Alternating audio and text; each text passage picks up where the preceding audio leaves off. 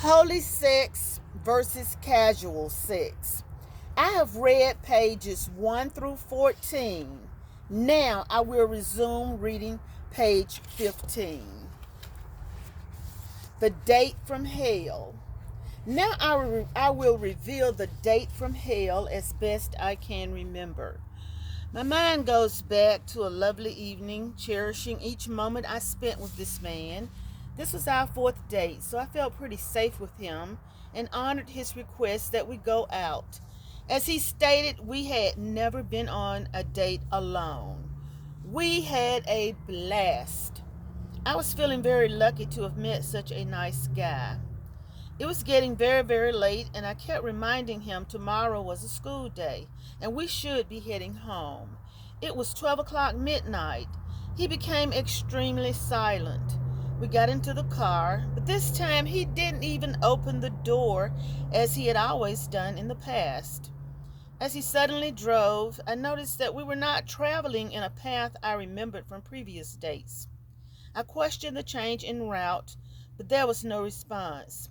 I sat quietly wondering if I had done anything to offend him, as the atmosphere had dropped from pleasant to awfully suspicious. I asked why was he driving his nice car through such rugged terrain. He gave no answer. The car stopped abruptly in a dark forest. He said in a hostile voice, "Get out and walk home or get in the back seat." I was terrified. I was shocked at the tone of his voice as well as the options he gave me, because none of his prior behavior showed any signs of this. He had exuded a gentleman's behavior in everything he'd done in the past. I remember standing outside the car very panicky and crying hysterically into oblivion, not knowing whether to run to the right or to the left. My heart began to pound because at this point I realized what was going to happen. I found myself on the back seat with my clothes being ripped off. My memory faded at this point while lying on the back seat. However, I do remember begging him to put on a condom because my mom had always stressed safe sex. He retorted, "I always do." Was it painful? I can't remember. Was he abusive? I can't remember. Did I fight in protest?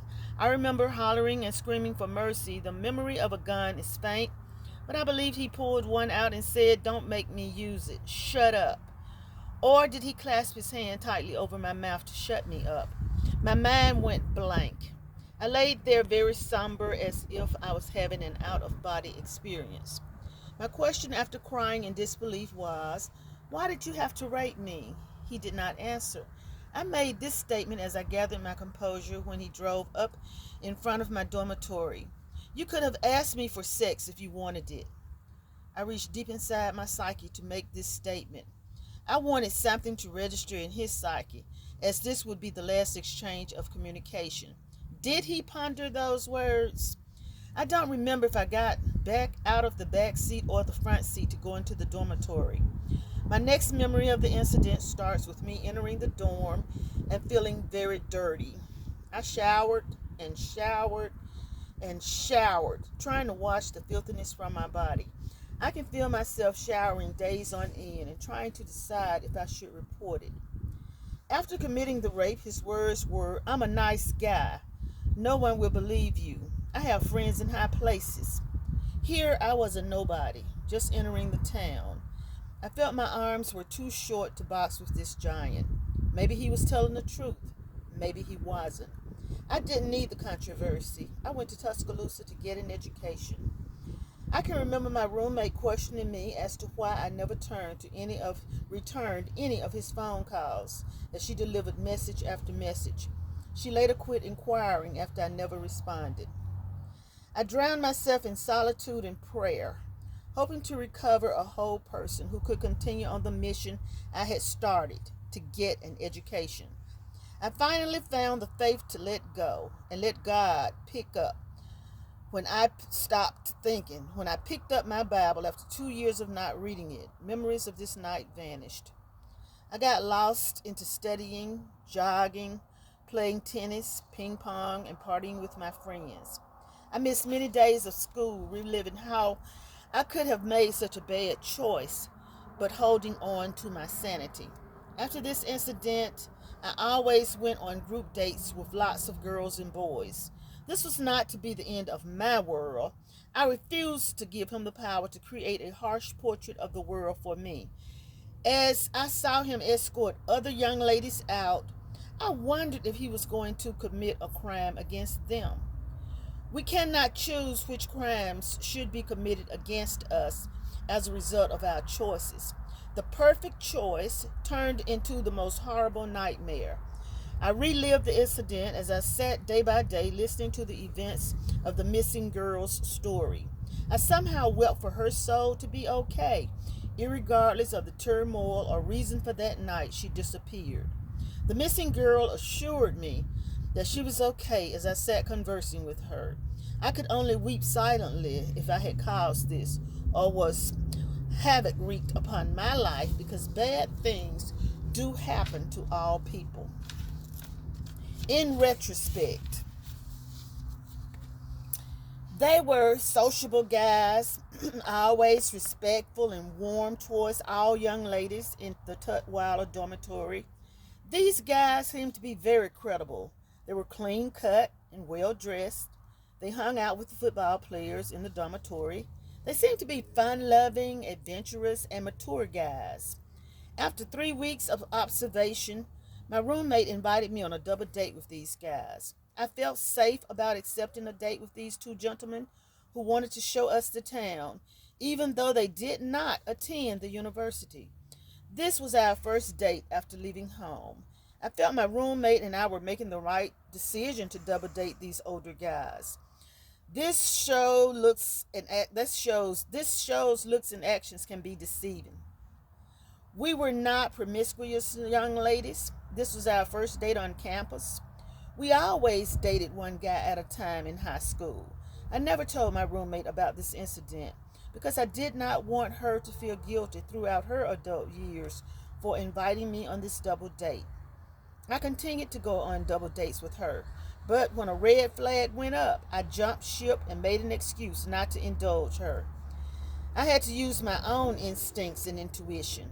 As time went on, I never double dated with her again. I chose my own dates. I was saddened by this guy's cruel actions, but it caused me to examine my choice of dates. I felt helpless being the new kid on the block and making the wrong decision to trust a stranger who did not live on campus. Later dates were conformed only to guys who lived on campus and did not own a car. We went on walking dates. I was a good runner and physically fit if I was to be challenged again in this derogatory way. This allowed me to continue dating. I was green and made a stupid mistake, trusting a stranger. He was a pro. Pros seek out naive candidates. After 3 days, he insisted that we go out alone. I felt safe with him. As I traced the steps in my mind 30 years later, I clearly understand why he was willing to use a condom. I naively thought he was doing it to protect me from pregnancy. It was not for my sake.